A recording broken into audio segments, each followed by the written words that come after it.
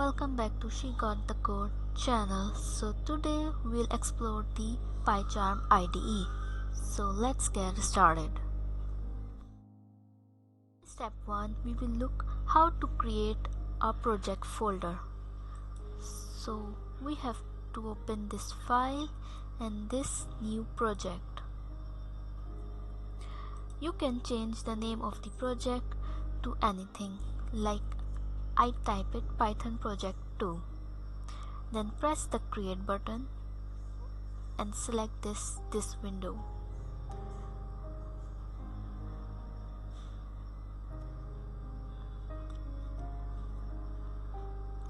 So it's creating a virtual environment, all the related files that are linked with this project. So here is our Python project 2 created. In step 2, we'll look how to create a new file inside this project folder. So let's create it. Right click on the Python project 2, select the new option and select the Python file. Type the name of the file, for example test, and for the Python file we type .py. .py is the file of the Python extension. Python beginners, get ready to write the first line of code inside test.py file. We use the print function to print the line same as it is inside the terminal. So let's write it. Print brackets and then inverted commas, we print our message like welcome.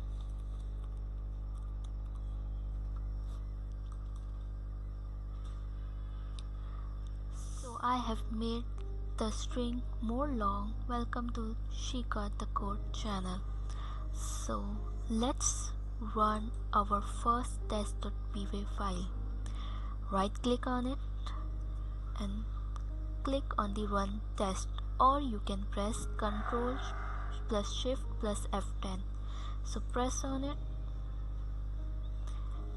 You'll see on the terminal that you got the same message as it is as we have write inside the print statement. So I'm happy that you have run the first code of your Python journey.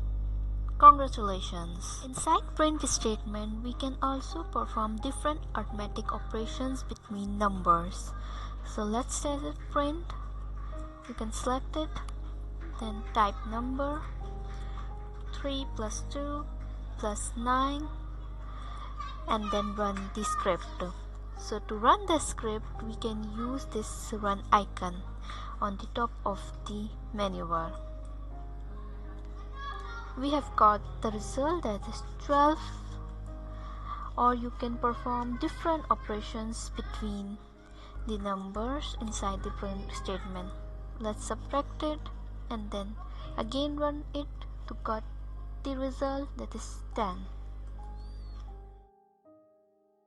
So we have explored the print statements or print function of the Python.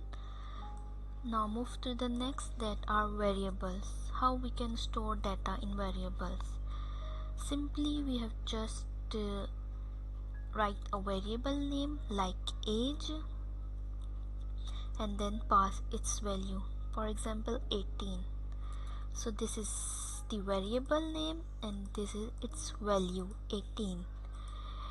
In Python we don't pass any type of data type for the variable.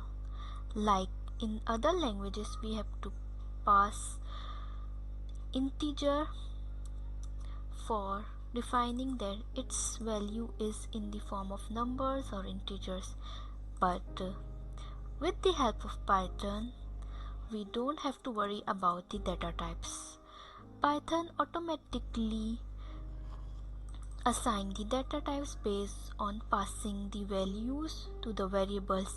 If it's number, so it assigns in the backend the integer data type. Now for example, let's look into the string,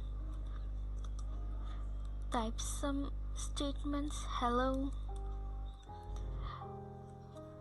Again, we don't need to define the data type string, it automatically detects based on this inverted commas or single quotes. Now look into the float value like pi 3.142, its value is in the float numbers or decimal numbers, so we don't have to worry about the data types in Python. So this is the benefit of using the Python language. Now utilizing the variables inside the print statements, type print, you can type variable age and then comma to pass the value of the age.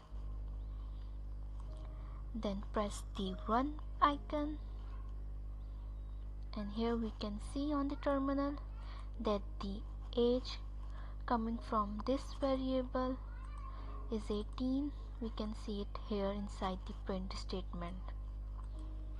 Similarly, for the text or pi values, we can test it, text and comma pi.